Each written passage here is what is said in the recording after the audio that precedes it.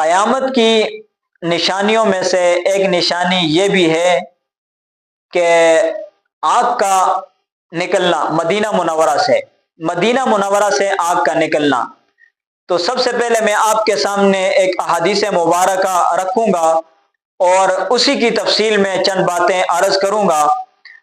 تو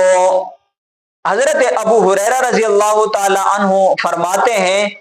کہ امام الانبیاء صلی اللہ علیہ وسلم نے ارشاد فرمایا کہ قیامت اس وقت تک قائم نہیں ہوگی جب تک حجاز سے ایک آگ نہ بھڑک اٹھے اور جو بصرہ کے اونٹوں کی گردن کو روشن کر دے گی۔ تو یہ نبی علیہ الصلاۃ والسلام کا فرمان ہے،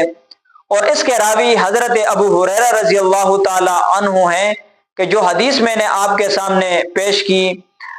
اس حدیث میں جس آگ کا ذکر کیا گیا ہے اس کے بارے میں حافظ ابن کثیر اور دیگر مؤرخین کا کہنا یہ ہے کہ اس آگ کے نمودار ہونے کا واقعہ اور حادثہ پیش آ چکا ہے، اور یہ آگ جو ہے جمادی الثانی 650 ہجری جمعہ کے دن مدینہ منورہ کی بعض وادیوں میں نظر آئی، مدینہ منورہ کی بعض وادیوں میں نمودار ہوئی۔ راویوں کا کہنا یہ ہے کہ یہ آگ جو ہے 1 مہینے تک چلی۔ اس آگ کے بارے میں راویوں نے یہ لکھا ہے کہ اچانک حجاز کی جانب سے ایک آگ جو ہے وہ نمودار ہوئی، اور ایسا معلوم ہوتا تھا کہ آگ کا ایک پورا شہر ہے اور اس کے اندر قلعے اور برج اور کنگورے جیسی چیزیں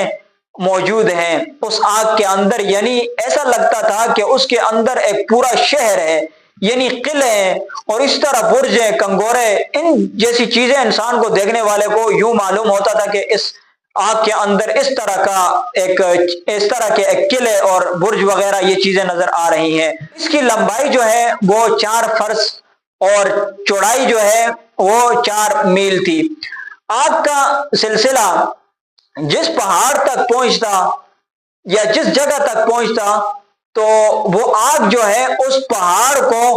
شیشے کی طرح پگھلا کر موم کر دیتی تھی،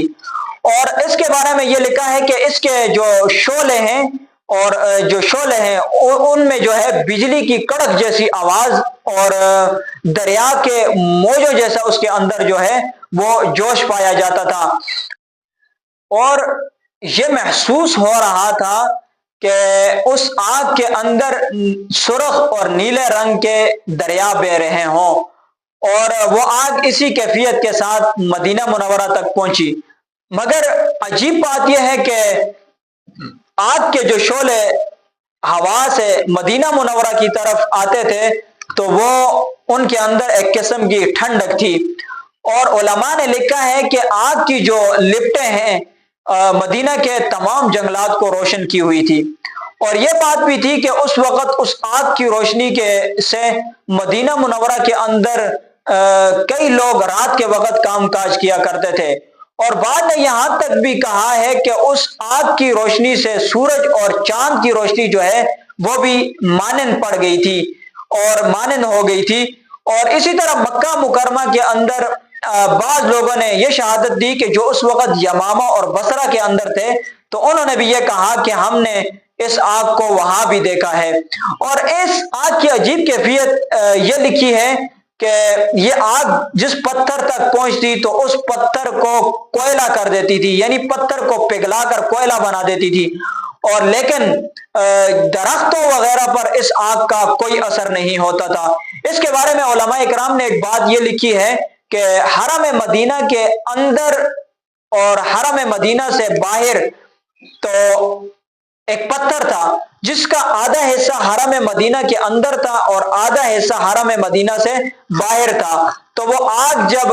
مدینہ تک پہنچی تو جو حصہ پتھر کا حرم مدینہ سے باہر تھا تو اس پتھر کے اس حصے کو جو باہر تھا پگھلا کر کوئلہ بنا دیا، لیکن جو حصہ حرم مدینہ کے اندر تھا تو کہتے ہیں کہ وہ پتھر جو ہے بالکل اسی طرح محفوظ تھا۔ اور بصرہ کے لوگوں نے اس بات کی گواہی بھی دی اور شہادت دی کہ جو آگ حجاز سے بھڑک اٹھی تھی تو اس آگ کے ذریعے انہوں نے بصرہ کے اندر اونٹوں کی گردنوں کو جو ہے روشن دیکھا۔